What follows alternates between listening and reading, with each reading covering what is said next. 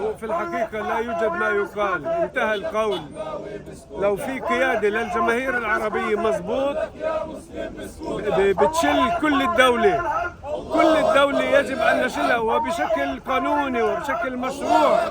احنا تدار ضدنا حرب إبادة، في قتل على الهوية، لأنك عربي أنت تقتل. اليهود مسموح لهم يحملوا سلاح، رئيس الحكومة بيقول لهم يحملوا سلاح، وزير الدفاع بيقول لهم يحملوا سلاح، بن كبير بيقول لهم يحملوا سلاح. كل عربي بيختلف مع يهودي بالشارع على وقفة سيارة معرض للقتل، وبالتالي هذا وضع لا يحتمل. يجب على كل من يهمه الأمر ويدعي أنه يقود هذه الجماهير عليه أن يتخذ القرار. هاي الجماهير مستعدة أن تنزل إلى الشارع وأن تدافع عن وجودها وعن حياتها. بطلنا ندافع عن كرامتنا، بدنا ندافع عن وجودنا، مجرد وجودنا في بيوتنا آمنين فقط. هاي المعركة الآن بطل في قضايا لا وطنية ولا تحرير ولا قضايا أسرى. اليوم في معركة على البقاء، نبقى أو أن لا نبقى. لا يعقل إنه واحد مستوطن بيختلف هو شاب يطلع سلاحه ويقتله بدم بارد. ثم يعني هذا يختلف عن القتل اللي جاري بيننا.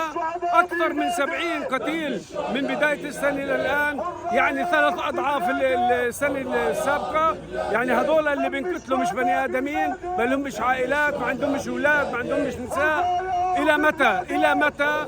هاي الدولة مش دولتنا، هاي دولة اليهود، وهاي حكومة دولة اليهود اليمين على الملأ الكامل، يعني المطلقة. وهاي بدها تمارس ايديولوجيتها ضد كل الشعب الفلسطيني. ما حداش يتملص انه هو معاه هوية إسرائيلية وهو مش راح يقدموا عليه ويقتلوه. تفضلوا، هاي قتلوش واحد حامل هوية زرقاء بيقولوا له عرب إسرائيل.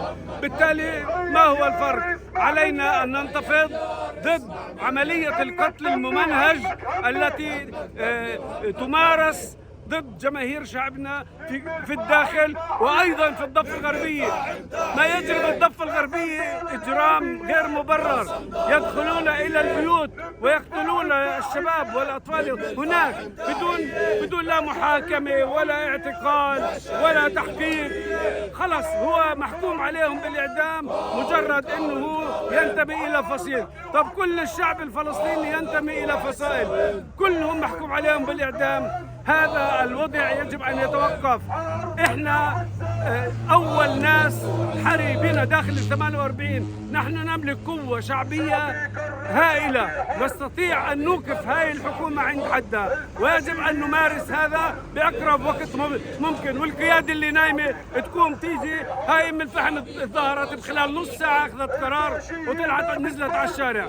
كل البلاد العربية جاهزة إنها تنزل، بس فيش حدا يأخذ القرار. شكرا.